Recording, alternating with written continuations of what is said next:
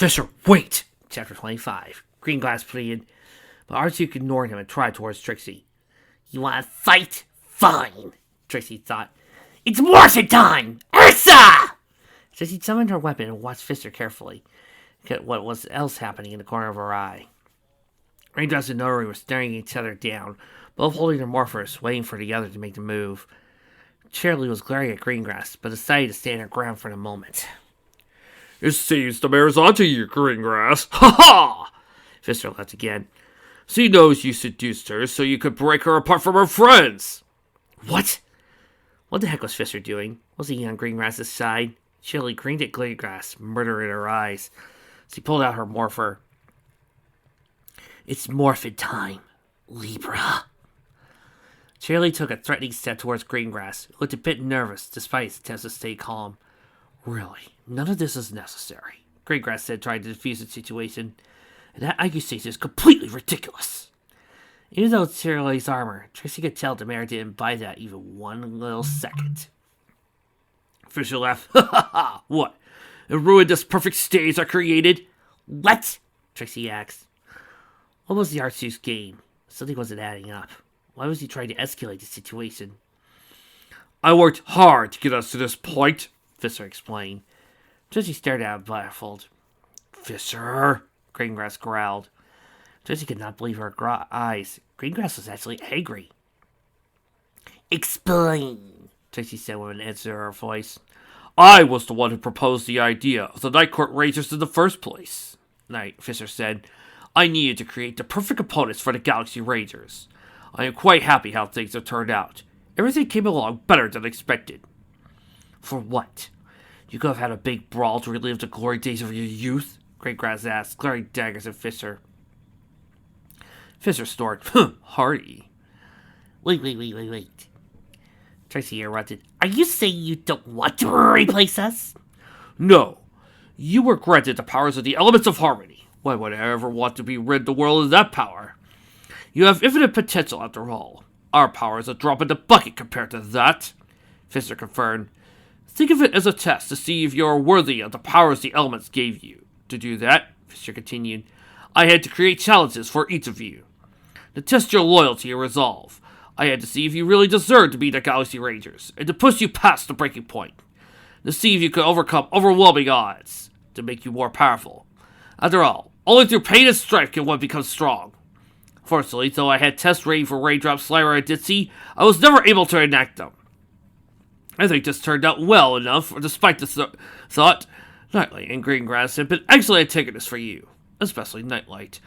Even I didn't think you'd go that far in this vendetta against you. Tracy laughed. Ha ha ha! Are you trying to tell me you're manipulating the Greengrass of all ponies? A likely story. Nightlight, maybe, but Greengrass was infinite for being an expert test master of ponies.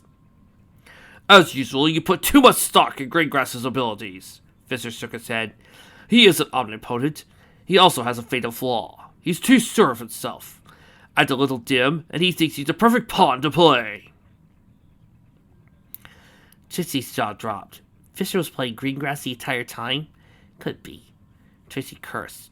Like with Nightlight, Trixie had too far focused on Greengrass and completely ignored Fisher. Greengrass looked furious, and his host shook in pent-up fury. I get it, Greengrass bit out. Not only do you get to test the Galaxy Rangers, but get rid of two long-time and dangerous rivals. Fisher laughed. Ha ha! You know me well. I never liked the two of you. You're a disgrace to the Night Court. It's better off without you. Trixie fumed. Because of this pony, she and her friends went through Hades and back. Not only that, she lost her horn. Pokey was murdered, and he has the nerve to laugh about it? Who was to say if she was worthy of her powers or not? Trixie ground her teeth and summoned her sword. She would not let him get away with this. Raindrops and Cheerily seemed about as angry as she was. Galaxy Rangers versus the Night Court Rangers. Fisher seemed to beam behind his armor. I wonder who will win. Fisher pressed a button on his morpher and summoned his hammer, facing Trixie directly now. Show me, Trixie Little Moon! Show me you are worthy of the element of magic and my respect! He charged directly at Trixie. Greengrass cursed. How could he fail to see Fisher's true intentions? He never counted on the Archduke purposely ruining their plan. Now Charlie was stalking towards him with obvious intention of hurting him. Greengrass tried to hide his nervousness, for he'd never been in a fight in his life. If what Charlie said about her past was true, then he was well out of his wig, skull-wise. No, I can do this. Greengrass thought, I have the power advantage. It's morphin' time. Greengrass thrust his morpher forward. Earth. He still wasn't sure why Charlie was so angry with him, or why he so readily believed Fisher's words over his. No matter. It would knock her out for a short time, then maybe she would be more open to reason. Or, it doesn't work with me, dumbass. You could surrender, and then she would be more willing to talk, or you're just gonna fight her. Greengrass summoned the spear. Okay, don't listen to me, fine! In a blur of motion, he thrust forward and thrust his weapon at Charlie's chest. Charlie dodged the attack to the right with little difficulty, grabbed his spear with a hoof. So he used the other hoof to punch him in the face and recoiled in pain. Greengrass unintentionally let go of his spear, and his opponent tore it from his hooves. He screamed in pain when Charlie batted him in the head with the end of his spear. As he flipped it around, attempting to cleave him in two with his own weapon. Greengrass jumped back and unsummoned his weapon, when it was only a few inches from his chest. He sighed in relief, but Charlie didn't stop there. So he dove out with a punch. Greengrass dodged, and they exchanged blows. Greengrass tried to use his speed and strength advantage, but somehow Charlie predicted his every movement and attack. He winced in pain as every punch and kick he threw at her ended with him getting hit. Greengrass jumped away from Charlie, panting after receiving a blow in the chin that would have broken his skull if it wasn't for his armor. How could this be happening? He was the power of Earth itself. The difference in skill shouldn't be this bad. Greengrass soon summoned his spear. He would not play around anymore. Gaia's Wrath! A jaw of fanged beast made of stone and rock, dirt, erupted from the ground. It was the shape of a giant snake and charged right at Charlie. She tried to run, but it was too fast for even her. So she surprised Greengrass by turning around and jumping right into the maw of the beast. She summoned her own weapon, a whip made of chain. The beast tried to devour her as she unleashed an attack of her own. Solar Sting! Charlie whipped at Greengrass's Gaia's Wrath with her whip shining, buried the intensity of a flaring star. The snake was already obliterated. And if Charlie has anything to say about it, I have a feeling his other snake's going to be obliterated. And exploding to a million pieces. Most of the remains were either melted or burned away. She lighted a weapon at the ready, the remnants of Greengrass's ultimate attack falling around her like ash. Greengrass stared stunned. He couldn't win. Greengrass's mind flashed back to the reports of what happened to Nightlight after he lost. No, he couldn't let that happen to him. So Greengrass did the logical thing. He powered down, surrendered, and apologized. He ran. Mon! Hey! Chili ran after him in hot pursuit. Nori tried to intervene, but Raindrops jumped in front of her, stopping her. They both morphed at the same time and started fighting. Greengrass was soon too far away to learn what happened next, but he had faith Nori would be fine. Greengrass picked up the pace to lose her. He ran so hard that the pavement under him cracked with each step. Despite this hard pace, Shirley didn't relent or slow down even a little. Greengrass cursed. Shirley was gaining on him. Greengrass tried to use his knowledge of Caroline to lose her, but failed to shake her off. So he somehow knew the town better than he did. He made a right turn, but it only drove him to a dead end. Shirley had him cornered. She summoned her whip. It's over, Shirley said. Unmorph and give up. Greengrass was about to say something when pig hairs bolts rained on Shirley, who jumped out of the way to safety. A pig figure holding a crossbow jumped down from a rooftop and took a protective stance in front of Greengrass. Back off! Final said, her voice turning icy. Greengrass sighed in relief. He could always count on her. Final turned her head towards the opening past Shirley she created. I'll take care of this old hag. Greengrass paused. So he really leave Final to fight alone? He trusted Final in her fighting ability. Final was no stranger to combat despite her disability, and often helped the bouncers at her club deal with tough cases. Final pushed her towards the exit, thrusting him out of his musings. I said get going, Greens! Your safety is the important thing here. Final laughed. Besides, you're no fire. Leave this to the meatheads. You only get in my way. Greengrass gave a hesitant nod and made his way past Shirley. I'll deal with you later, Shirley promised, eyeing him, but let him pass. Greengrass heard their fighting as he ran to the scene. He closed his eyes and prayed to Luna that Vinyl would be okay. Bear thought something happened to her. She's a big girl. Greengrass thought, trying to reassure himself. She'll be just fine. Coward, Shirley thought. He didn't even attempt to fight her. What type of stallion runs at the first sign when things go bad?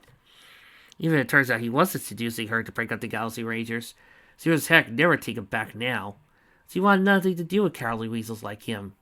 Shirley turned and eyed the pony that rescued him. Why are you even helping him? Shirley asked. He's just using him. Final shrugged. I don't expect you to understand. So what if I'm his tool? I can live with that. Shirley pointed her crossbows to Shirley. I owe him a debt that he can never be repaid. Shirley smirked. It wasn't very smart shooting green grass like that. You might have lost your only chance of winning. Fowl chuckled. Is that what you think? I wasn't lying about getting my way. In a blur, Fowl disappeared. Shirley took a startled step back. Her eyes started back forth, but she couldn't see the Pink Ranger anywhere. You see, Fowl continued, causing Shirley to start. Somehow the Pink Ranger got behind her without even making a sound. Had her crossbow at the back of Shirley's head. Like greeds, I've actually been trained in my powers. Final fired his shot point blank, and Shirley screamed in pain as he attacked through into a building. Greengrass unmorphed and caught his breath as he made his way to the Ministry of War. His unexpected arrival startled the guards, but he said nothing and let him pass. Greengrass put back on the air with supreme confidence and entered the science lab. It was nothing because of the late hour, but he suspected the pony he was looking for was working late. Sure enough, he found her in their office. Strangely, it looked like she was expecting him. Solaire? Greengrass did a gracious bow. The Greengrass. Solaire said without any pomp and circumstance. I have a question. Greengrass said, is there a way to separate a pony from the planetary gems? Solaire raised an eyebrow. And why would you want to do that? I thought you wanted this power. Greengrass's mind flashed back to reports of what happened to Nightlight. It did an involuntary shudder. I have discovered you have a dangerous side effect when destroyed. No. Solaire said simply, no. There has to be some way to separate a pony from them. Sorry, Duke, but there isn't, Solaire explained. Once this gem chose you and you morphed, you're fated to see it. Because part of your soul, you can't be separated without dire consequences to the host. Greengrass visibly drooped. He was afraid of this. Sure, he didn't actually need to use his morpher, but it would be a constant reminder of his failure and cowardice. Why did he run? He should have thought. He scowled. He hated being reminded of his weakness. Solaire seemed to be amused by his torment. What? You didn't think there would be a cost? That has some price, Duke. Maybe it's not that idea. Greengrass looked at Solaire. Her eyes were mocking. Superior, even. He didn't like this one bit. He'd not be looked down by any pony. You've had your entertainment. Get out. You do not want to perfect me even further. Solaire didn't seem to hear him and continued. I've never even expected you to be this big of a disappointment. I never thought you would become a skilled warrior, but your fight against tyranny was laughable. And here you are in a corner with your tail between your legs, while Nori and Final fight for their lives for you. Beautiful. Greengrass was about to bite a remark, but paused. Wait. How does she know about his fight with Shirley? And that Final and Nori were in a fight? His fight with Shirley had to have been only 10 minutes ago. Teleportation?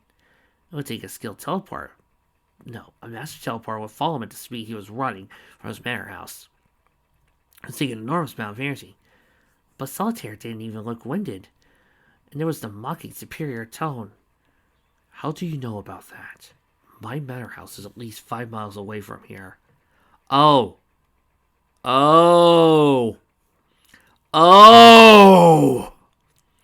You clever author. Clever. You clever author. I was not seeing this coming, Greengrass asked. I have been watching you for some time now, Solaire said instead. You created quite the entertaining show, I must say. You pushed the Galaxy Rangers to the point of breaking, but they broke you instead. It was never ceases to amaze me how resilient Luna's student is. She just never knows when to give up. She said this in a way she was all too familiar with how Trixie could be to deal with. Luna, the familiar tone Solaire used towards the Princess of the Night confused him. Wait a minute. Since he was not right here. There was more to this merit than mere appearances. He was certain the mayor wasn't who she claimed she was. Greengrass thought everything he knew about the mayor. In an instant, everything clicked in place. His eyes widened to the size of dare plates. No, it couldn't be. But it made sense. "You're Corona, aren't you?" Greengrass said in a breathy voice. "Bum, bum, bum." Solitaire held her head back and laughed. It was loud and bellowing, and it boomed through the empty lab. Let's see if I can do a Lord Zed laugh.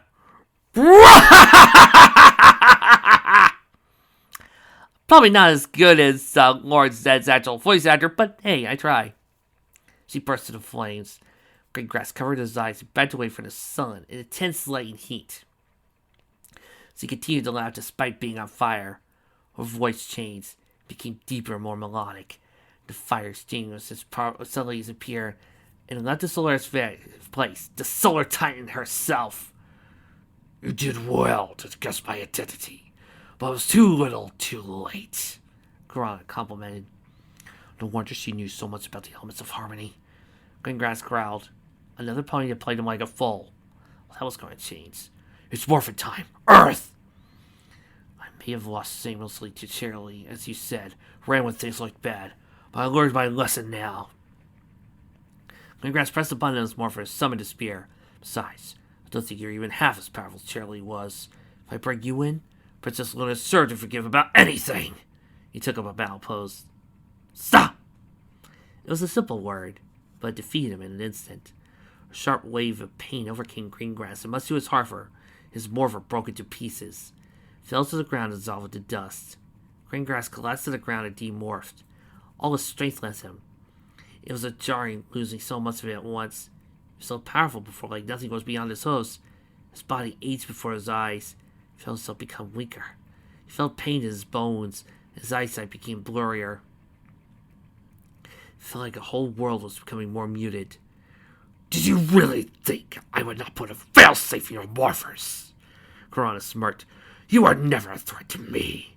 "No, no, no," Greengrass said in a weak but husky voice. "It couldn't end like this. I must thank you for the planetary system. However," Corona said as he tried towards the door, "I plan to put to good use, though I won't bother with the planetary gems. The power I desire far surpasses that of a mere god." And now, I can say this with pride. With a twist!